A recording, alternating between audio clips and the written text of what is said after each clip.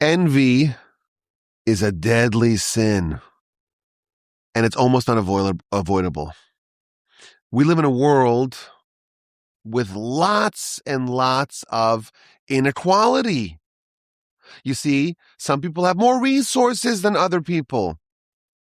In the same world, we have people that can't pay their bills, can't make ends meet, can't even pay for basics. And there's other people in the same world with endless resources. You don't see that imbalance amongst the animals. You don't see, the luxuriating squirrel and the homeless one. But this is a feature in human life, and it's been like that for as long as we've existed. But of course, inequality and imbalance amongst people, it's not just with finances.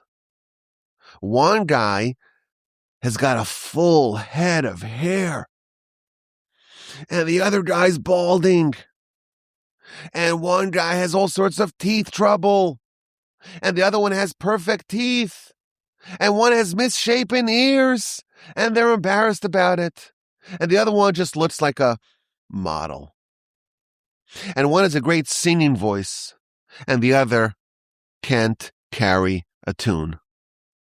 And some people have rich lives. They have a spouse and siblings and a dynamic social life, beautiful families. And other people are alone, and they're lonely. And some people want to have children, and for whatever reason doesn't work out. And others just have beautiful families. And some have success in their job and an enriching career, and others suffer. And some people have great intelligence and capability and capacity and great personality and engaging personalities, and others are just a bit dull. In every area of life, there's inequality. And where there's inequality, there tends to be envy. And envy is a great ill. Our sages succinctly tell us, Hakena, the envy, and lust and honor, remove a person from the world. When someone has envy, they are withdrawn from the world. They are removed from the world. Now, the commentaries offer different interpretations as to what this means. Which world are we talking about? The most common interpretation of this Mishnah is that if someone has envy, or they're consumed with lust or pursuit of honor, they can't live a life. Such a life is unlivable. It destroys their emotional life. It destroys their equilibrium. They have sadness, they have anxiety that makes their life unlivable. We have an example of someone in the Torah who was envious. A great man was brought down, was destroyed by envy. Of course, that is Korach. Korach is Moshe's first cousin, Moshe and Aaron's first cousin. Their fathers are brothers. And he is envious. Why is Moshe the king? Why is Aaron the high priest? What about me? And specifically, the family, the Levite family that they came from, was the family of Kehas, one of the sons of Levi. And the prince of this family was Elitzaphan ben Uziel, another cousin, together with Moshe, Aaron, and Korach. And Korach argued that that spot should have gone to him. And his envy, it was so unbearable to him that he launched a rebellion. And the end result of that was the sinkhole that removed him from the world. He was literally removed from the world. So we see how destructive and damaging envy is. Now, in my book, I suggested maybe a different interpretation of this Mishnah. Maybe when the Mishnah says that envy removes someone from the world, it's referring to the world to come. Because we know that the Almighty repays righteousness. If someone does a mitzvah, they receive reward. However, the venue of that reward, the domain of that reward, it can be in this world, and it can be in the world to come. It's possible for a person to receive their reward here, cash in early, or defer the reward to the next world. And the Talmud tells us that the Almighty is fair, and He is trustworthy, and He is not guilty of any iniquity. And He rewards everyone, the righteous and the wicked alike. Everyone receives reward for their righteousness, for their mitzvos. There's just a difference. The righteous, they receive their reward in the world to come, in the world of the souls, in the world that is eternal, in the world that truly matters. Whereas the wicked, they too receive reward for their mitzvos.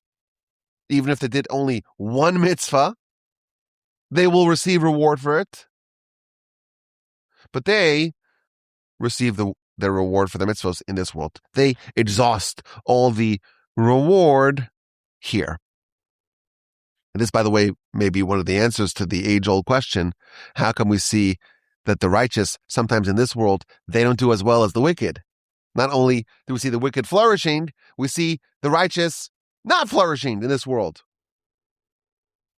It's a double question. Why do bad things happen to good people? And why do good things happen to bad people? And this is one of the answers. Because everyone invariably does something good, does some mitzvahs, has some merit, has some righteousness on their account. And the wicked, they get paid over here. And therefore, when we see them over here, we see their reward. Whereas the righteous, they have their reward reserved for the world to come. That's what the Talmud tells us. Everyone receives their reward. The only difference is the righteous receive their reward in the world to come, and the wicked, they receive their reward here. Now, there's a major problem with this idea. Again, this is sourced in the Talmud, the Book of Tainus, on page 11a. The Talmud is working with a certain premise, with a certain assumption. And the assumption is that God is fair. He is trustworthy. He is not guilty of any iniquity. He's going to repay everyone, the righteous and the wicked, but He's wicked. Nonetheless, even if you're wicked, you will get reward for your righteousness. You may have done a paltry amount of mitzvahs, but you will receive every bit of reward for every righteous thing that you do, no matter how wicked in aggregate a person may be. God is fair. God is trustworthy. God is not guilty of any iniquity. But here's the thing. Here's the question. We know that the reward in the world to come is in a completely different class than reward over here. So much so that 1 millisecond of reward in the world to come exceeds the cumulative entirety of all the reward in this world. So how can the Talmud say, well, God is fair, He's trustworthy, He's not guilty of any iniquity, He repays everyone. He repays the righteous and the wicked. It's just that the righteous receive their reward in the world to come, and the wicked, they receive their reward over here.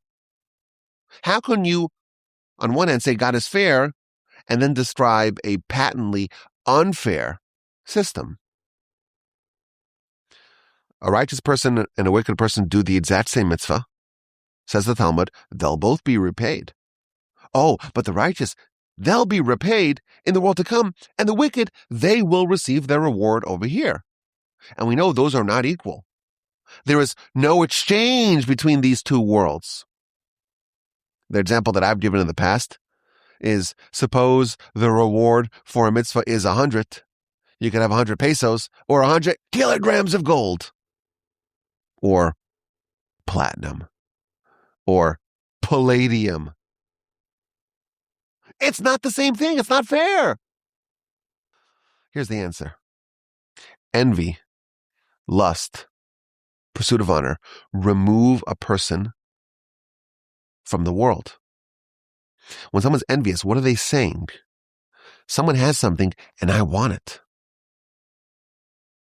They are voting with their desires by saying, I want reward here. Pursuit of honor, lust, these are all pursuit of reward, of benefits in this world. The Almighty is so fair, not only will He reward every person for every bit of righteousness that they may have done, but He'll also allow a person to choose which world they want to be repaid in. And therefore, when we say that envy is a great ill, it's a deadly sin, and the Mishnah says it removes a person from the world, perhaps that's a reference to the world to come. Because when someone is envious, they are in effect saying, I want my reward over here. They're in effect saying, I'm prioritizing this world. And therefore, they will be rewarded in the venue of their choice, namely, over here. So it's a bit of a subtle point. But envy, on one hand, is almost a ubiquitous phenomenon because there's so much inequality in this world. And every single person you encounter probably has something about them that may be better than you. Because there's, again, an unequal distribution of gifts. So you're liable to just be envious every day. And here we see it's very dangerous because this attribute is telling God, I want to be repaid over here. Now, when someone overcomes their envy and is just happy for other people, when they see other people succeed, when they see other people being promoted, when they see other people flourishing, it makes them joyous. That's a tremendously elevated quality. And there's one person that embodies anti-envy, which is happiness for other people when they have a lot. There's one person that embodies that more than anyone else, and that, of course, is Aaron. Moshe, his younger brother, is being promoted to be the leader of the people. And Moshe's worried. And he tells God, send Aaron in my stead. I don't want Aaron to have to experience the discomfort of witnessing his younger brother outshining him. And God tells Moshe, you worried about Aaron? Vira'acha, he will see you. V'samach belibo, he'll be happy in his heart. He won't just be happy on the surface. Oh, I am so happy for you. Some people could say that externally, but still have a little smidgen of envy in their hearts. Aaron, he'll be happy in his heart, the Torah testifies about Aaron. When he witnesses Moshe, it won't just be external happiness for his brother, it'll be in his heart. Aaron was not guilty of even a shred of envy. He was glad in his heart. And our sages tell us that because of this quality that Aaron embodied, the anti-envy, the gladness in his heart when he witnessed the success and the triumphs and the promotions of others, that's why he merited to become the priest. The priest is from the tribe of the Levites, but it's only from the family of Aaron. And stylistically, the Midrash tells us, Aaron was glad for Moshe in his heart, therefore upon his heart he will have the choshen, the breastplate that carries the names of the entire Jewish nation, of all the tribes. That will be upon the heart of Aaron, because who is a heart that is worthy of being responsible for the entire nation, of being the priest for the entire nation? Someone whose heart bears no envy. It's a beautiful quality that Aaron displayed, the opposite of envy.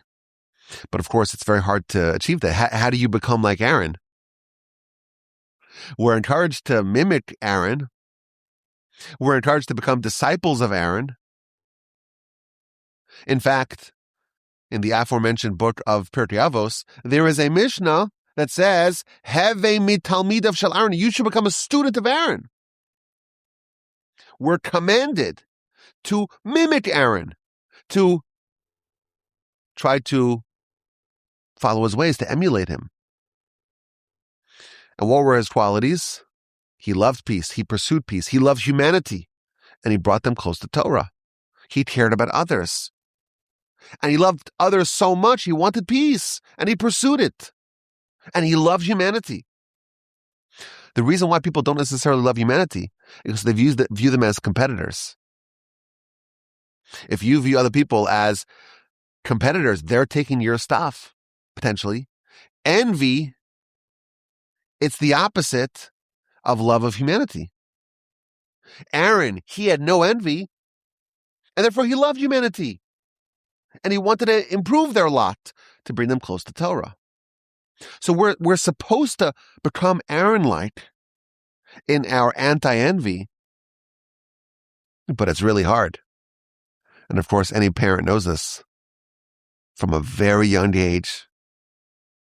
Kids, when they see other people, how come they got a lollipop and not me?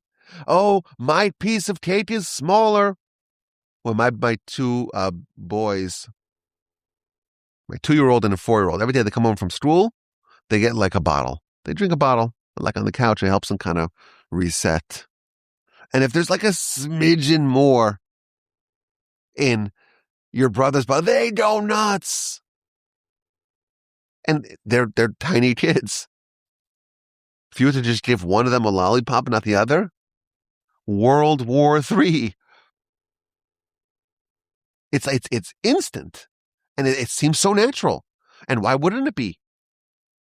We want to improve our lot, and we want to give ourselves good experiences, and we see other people having it, we don't.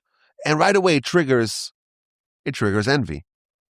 So the default status is envy, and Aaron, the anti-envy, the lover of humanity, being glad in his heart, that's something you have to acquire.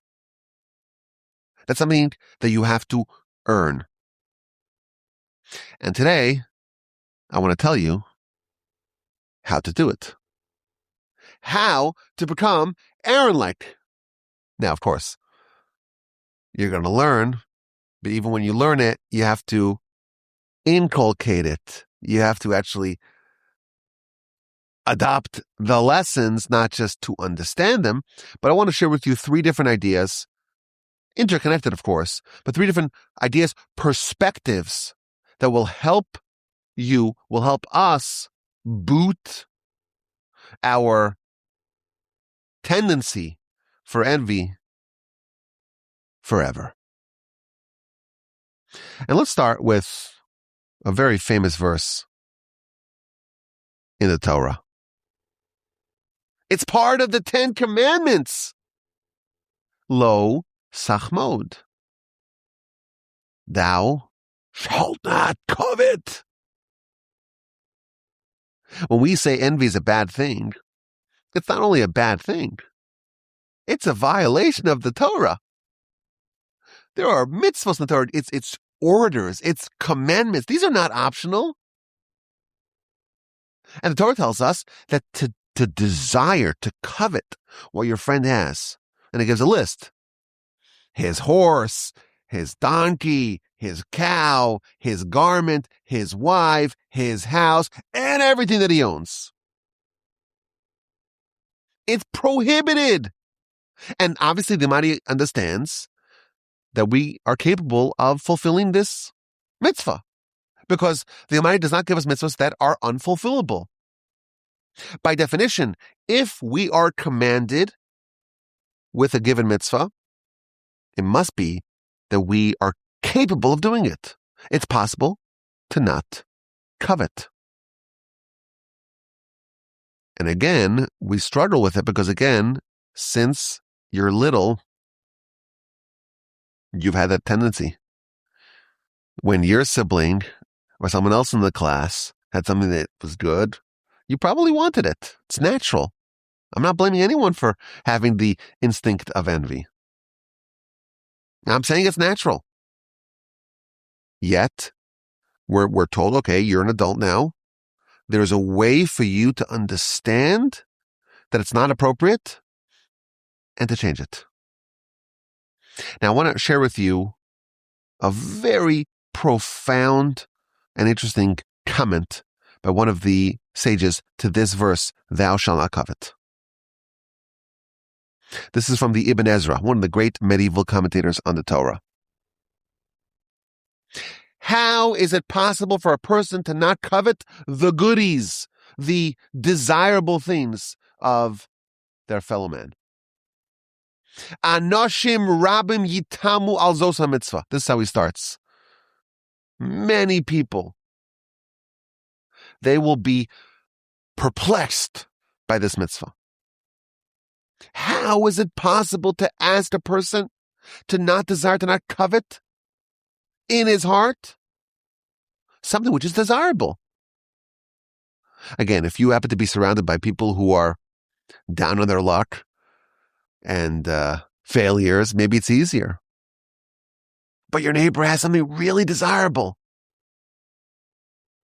It's desirable. So how could you not, or how could you be expected to not desire? Ibn Ezra's solution is a very subtle point. He gives two analogies. The first analogy is of a simpleton. Now, the first analogy, I always like to say that this analogy, it's no longer a good analogy because it was destroyed by Disney. So Disney destroyed this comment. I'll tell you why. So the Ibn Ezra says in his first analogy, his first parable, it's about a person who was a peasant. There's a peasant who lives in some rural place in a small village. They're a commoner. They're a commoner who lives in the village. And they see the princess. And she's beautiful. Will the commoner, villager, dream, desire, covet in his heart that he'll marry her? So I say today, because of Disney, there's all these stories about the just the ordinary person, the commoner marrying the princess and so on, or vice versa, the prince marrying the regular commoner. So maybe this is not as applicable today. But he explains is that it's so distant in a common villager, a simpleton, an uneducated, rough commoner peasant. They have nothing to do with the princess. And there's just no way that these two can marry. And he explains that when someone recognizes that a certain thing is inachievable, it's unobtainable, when you realize something is unobtainable, you don't covet it. That's the first analogy that he gives. And the second one maybe brings it home. It would be really cool to sprout wings from our forearms and to be able to fly like a bird. It'd be really, really cool. You never have to pay for tickets to the game. You just fly over it. You don't have to sit in traffic. You just flap your wings and fly as the crow flies. If you ever need to chill out, get some fresh air, you just fly up to heaven. It will be really cool, right? But how come people don't desire it? Because it's just not possible.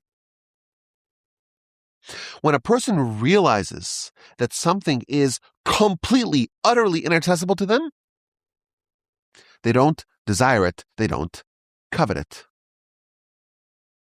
Continues the comment of the Ibn Ezra. When you realize that the Almighty God, creator of heaven and earth, all-powerful, omnipotent, omniscient, he distributed all these gifts. And everything that you have, you got from him. And everything that your neighbor has, your neighbor got from him. When you realize that it's the Almighty who created that inequality, who distributed every gift with precision. When you realize that, then you realize that what the Almighty allocated to your neighbor is more inaccessible than sprouting wings and flapping and flying like a bird, is more inaccessible than the simpleton marrying the princess. This is the comment of the Ibn Ezra. People desire things. People covet. People have envy. Why do people have envy? This is the psychological point that he's sharing. At the root of envy, of desire, of coveting what others have, at the root is faithlessness. Because desire, envy is not blind. You don't simply desire nice things. That's not how it works, says the Ibn Ezra. You don't just say, oh, someone has a nice thing, I desire it. That's not really the mechanism at play. The mechanism is that you only desire things because somewhere deep in your psyche you think that you could actually end up with it. There's a reasonable path for me to achieve it. Your desire, your lust, your coveting of other things, it's limited to what you think is achievable. But things that are so completely inaccessible, like to grow wings and to fly, you don't even desire.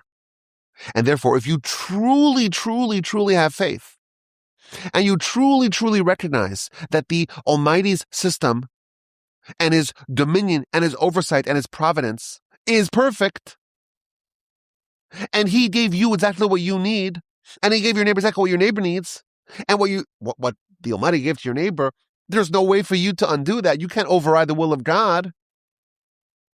If you truly, truly, truly had faith, you wouldn't have envy. That is the insight of the Ibn Ezra. The last of the Ten Commandments is the full manifestation of faith. The full manifestation of faith is where it changes the system in which a person uses to say what I desire, what I don't desire, what I covet, what I envy, and what I don't. I don't envy the birds that they fly. Why not? It's so cool. Well, it's just not possible for me to get it.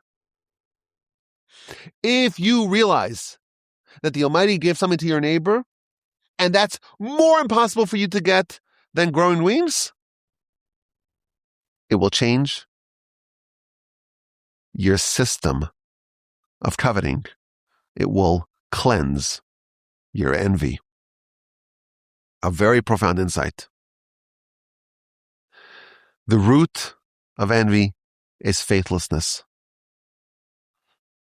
True faith is the recognition that the Almighty prepared my footsteps in life. is holding my hand in life, is guiding me in life, and gives me everything that I need to fulfill my mission. Oh, and is giving my neighbor everything that they need to fulfill their mission. And I am like Adam. A person is obligated to say the world was created for me, because within me there is enough of the goal of the world. And just like Adam, one person, the purpose of the world could have been fulfilled with Adam. Every person is Adam in their own world. And just like Adam was given everything that he needed to fulfill his mission, I am given everything that I need to fulfill my mission. And my neighbor, likewise. And therefore, for me to desire things that are outside of the sphere of what the Almighty gave me is to reject the Almighty's oversight and providence. So here's the first perspective. It's possible for a person to become a student of Aaron. Have no envy. Your friend got promoted. Your friend got the newest toy, the newest device. Now everyone has an iPhone, right? It's not even a big deal. The newest electric Ferrari. Who wants that? The nicest pool. Whatever it is. You're happy for them. This is what the Almighty gave them. Let them enjoy it. Why does it affect me? If the Almighty didn't give it to me, I must not need it. I could be happy for them truly in my heart. That's the first perspective. I want to share with you another perspective.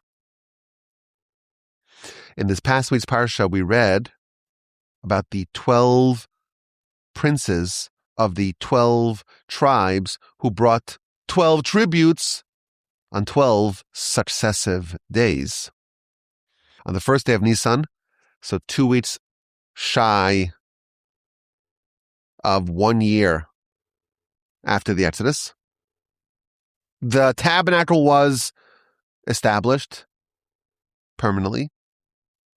And on the first day, the leader, the prince of the tribe of Judah, brought a tribute. And then on the second day, the leader, the prince of the tribe of Yisachar, brought a tribute. And on the third day, the leader, the prince of the tribe of Zevulun, and so on. And then Reuven, the Shimon, the Gad, and so on. Day after day, tribute after tribute for 12 successive days. It's a very long description where it describes every day, every prince, everything that they brought. And the last of the 12, on the 12th day, it was the prince of the tribe of Naphtali. Naphtali is the last prince to bring a tribute. And the name of the prince of the tribe of Naphtali, his name is Achira ben Einon. Achira ben Einon. Now, whenever the Torah has a name for a person, it always is a reference to a certain attribute. It's always descriptive of who they truly are. It's one of the rules of the Torah that the name is always descriptive of who a person truly is. Now, the name of the prince of the tribe of Naphtali is Achira, which, if you know Hebrew, Achi means my brother, Ra is bad. So it's a pretty weird name. It's kind of a strange name. Achira, my brother bad? What is the meaning of this name? So we find an incredible comment by the Orach Chaim. The Orach Chaim actually has a running commentary on all the 12 names of the 12 princes, and he explains in each one of them the meaning of the name and why that particular name is the fitting name of the leader of that particular tribe. And he says that the attribute of the tribe of Naphtali what's the attribute of the tribe of Naphtali? Is that they were happy with their lot. And that's why when Moshe was blessing all the tribes at the end of his life, at the very end of the Torah, chapter 33 of Devarim, he says, Naphtali seva ratzon.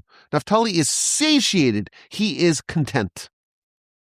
The attribute of the tribe of Naphtali is contentment. They're happy. They're satiated.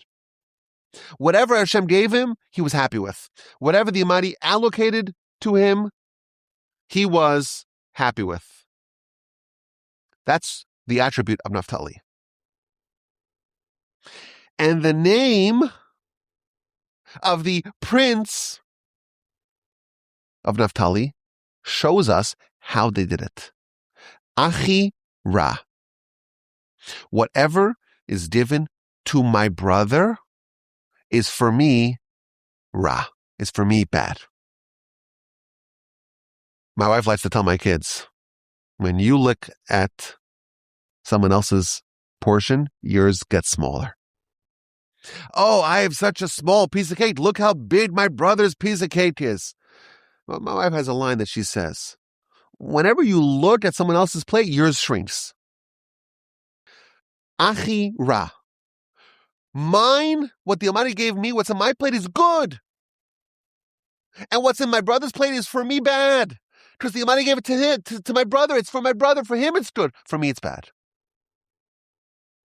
That is the philosophy of Naphtali. Not that my brother is bad. No.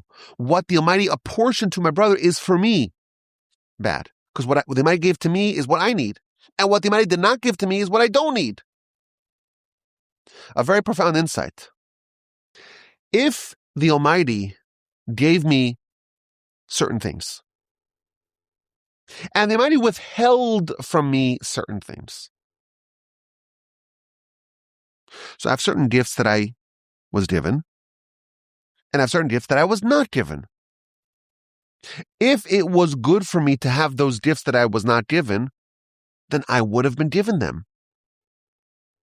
It must be from the fact that the Almighty did not give me certain gifts, it must be that it's bad for me. Says Naphtali, what the Almighty gave my brother is for me bad, because it's not given to me. It must not be good for me. And that is the system in which Naphtali was satiated, was content.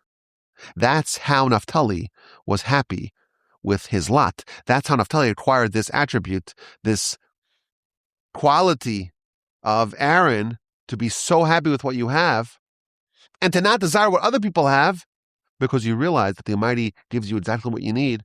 And if the Almighty does not give it to you, it must be it's not good for you. It must be it is bad for you. Now I was thinking that Naphtali is the last of the tribes. In almost every division of the tribes, in every instance, Naphtali is the last one. And you would think, well, someone has to go last, right? Someone has to go last in any delineation of any group. But Naphtali went last. And you can maybe have a gripe about that. Why should I go last? Naphtali trained themselves to understand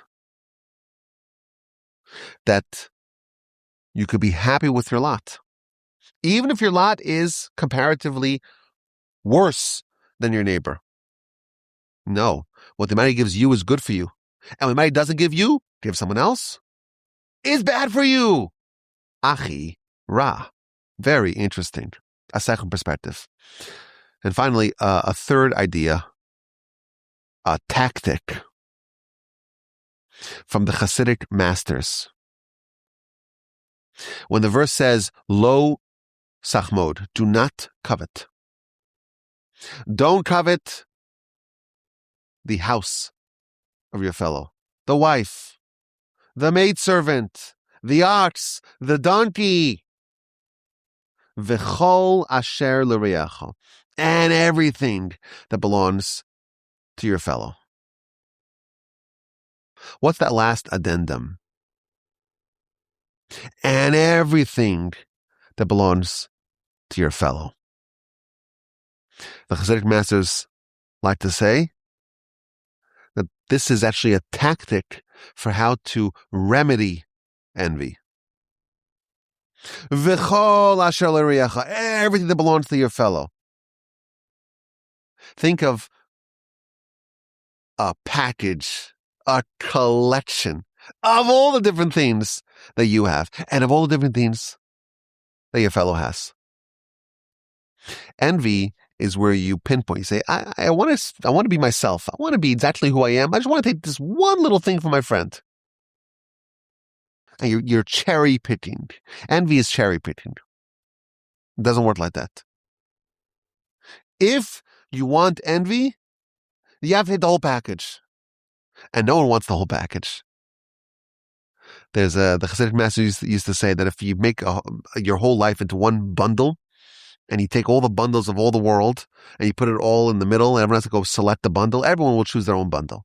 We all want to be ourselves. Envy is the mistaken understanding that it's possible to just cherry pick. Just I'll be myself, just one little thing I'll pluck from my fellow man. And that's not possible. V'chol asher l'reacha. Realize it's a package deal.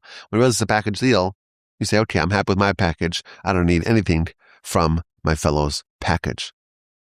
So we're talking about envy. And envy could be applied in so many different ways.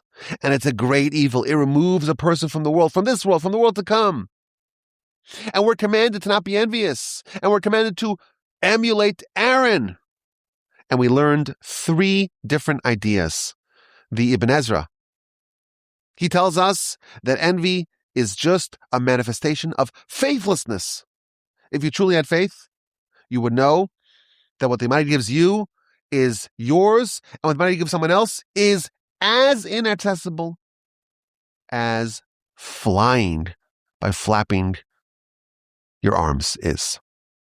And once you realize that, oh, if I bolster my faith and I make my faith real, I will solve my envy.